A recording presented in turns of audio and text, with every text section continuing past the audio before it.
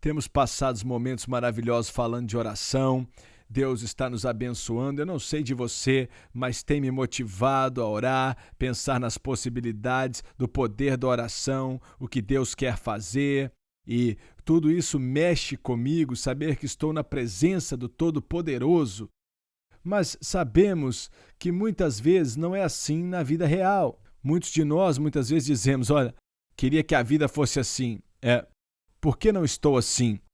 Então, Dave, eu queria falar sobre o que nos impede de estar nessa Aham, posição, numa posição de comunhão íntima com Deus, claro. quando nós estamos com Ele. Quais são os impedimentos? Vamos falar disso. Eu sei que para mim, na minha própria vida, estou sempre ocupado, não é? Verdade. Estou tão ocupado que não tenho tempo para o Senhor. Eu digo, Certo. claro, mas na verdade eu não tenho tempo de É qualidade com verdade. Deus. Mas e com você? O que são algumas coisas porque você está mobilizando pessoas no mundo inteiro a orar? Quais são alguns impedimentos mais comuns às pessoas e como você trata com eles? Primeiro Certo. vamos falar dos impedimentos e então como Claro, lidar com claro. eles.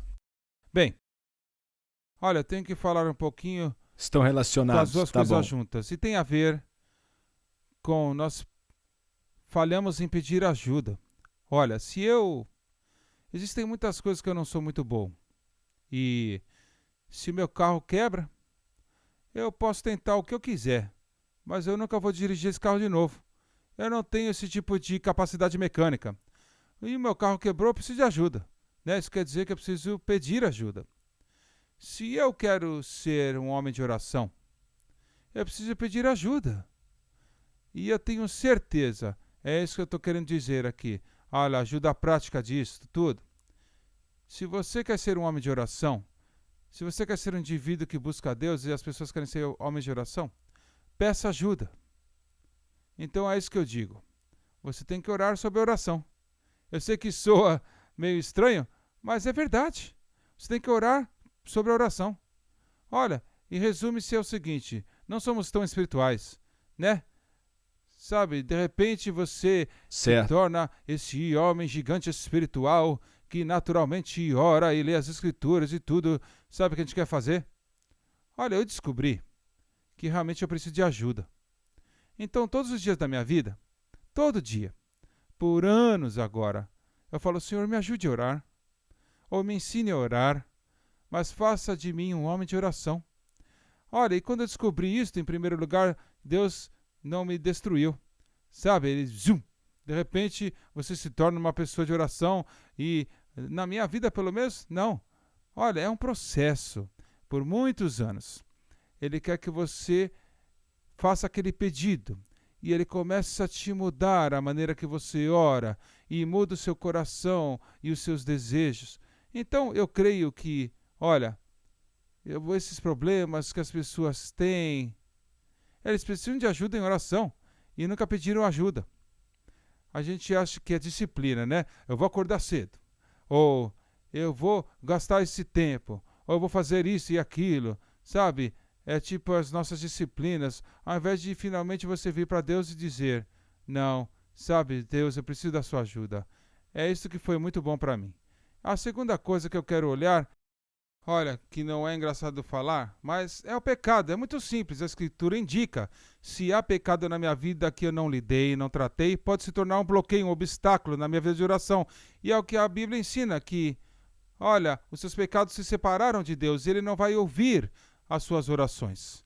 E nós temos que entender isso. Então, uma das coisas na minha vida que quando eu estou sofrendo, eu estou vendo que a minha vida de oração não está fluindo, não é boa, se eu não estou vendo os resultados, eu tenho que então parar e falar para o Espírito Santo: olha, Espírito Santo, me mostra se há pecados. Assim como Davi, sonda o meu Exatamente. coração e Sim, prova-me. busque o meu coração, Deus.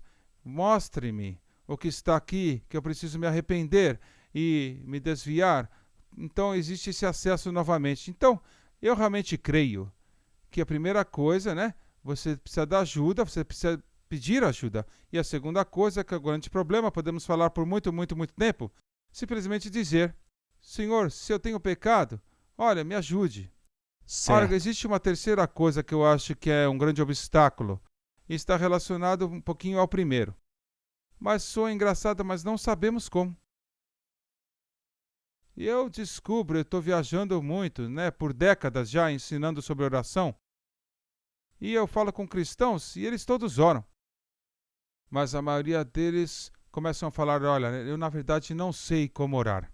Certo. Então, eu creio que uma das coisas que podemos fazer como indivíduos, certamente, e líderes têm que ouvir isto, né? Ensinar o Olha, povo. precisamos ensinar as pessoas, não simplesmente que eles têm que orar, ou que eles devem orar, Isso mas mesmo. como orar.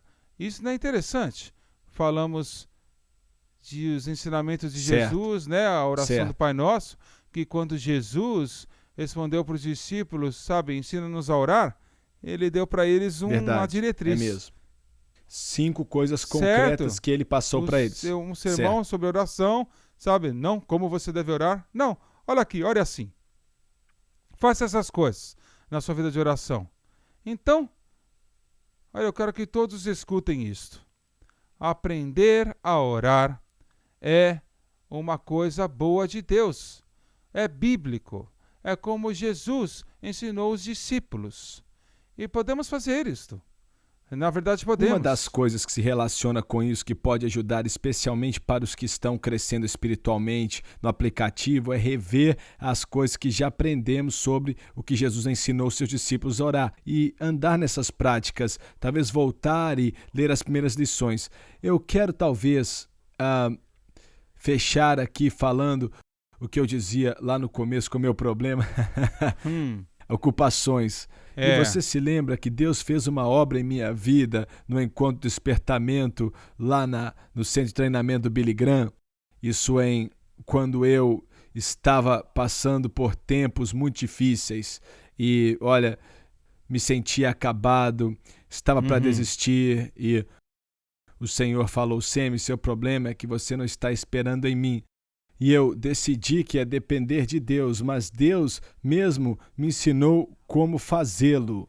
Ele me fez olhar para a minha agenda e disse, olha só, você diz que não tem tempo, mas olha para a sua agenda. Havia muitas coisas necessárias na minha agenda. Coisas que eram até boas, não eram coisas ruins, mas não eram necessárias. Coisas que poderiam ser substituídas por tempo com Deus. Isso mesmo. Então, olha, fazer isso, e acho que vem de um senso do que eu chamo de propósito e prioridades. Qual o seu propósito na vida? Jesus disse que o nosso propósito é amar a Ele e as pessoas, amar a Deus de todo o seu coração e ao próximo como a si mesmo. Esse é o nosso propósito. Baseado nisso, quais são as prioridades? Quer dizer, nós temos tempo para aquilo que é importante para nós. O que eu tive de fazer foi ver o que realmente importava na minha vida.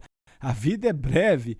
Olha, então, na prática, o que é que vale a pena? Então, tive que reorganizar as prioridades da minha vida. Claro, eu amo assistir o jornal, o noticiário. É uma coisa que para mim foi muito prática. É que eu tenho visto muitas pessoas começam a orar, mas poucas terminam. Eles começam, né? Escutam uma palavra dessa, então vamos orar. Mas uma das razões, como você falou, eu tenho que levantar mais cedo. Veja bem, todos têm um corpo diferente. Então, o seu organismo determina quanto tempo de sono você precisa e o meu determina para mim. Se você tentar diminuir, não vai dar certo. Em breve você vai se cansar e desistir.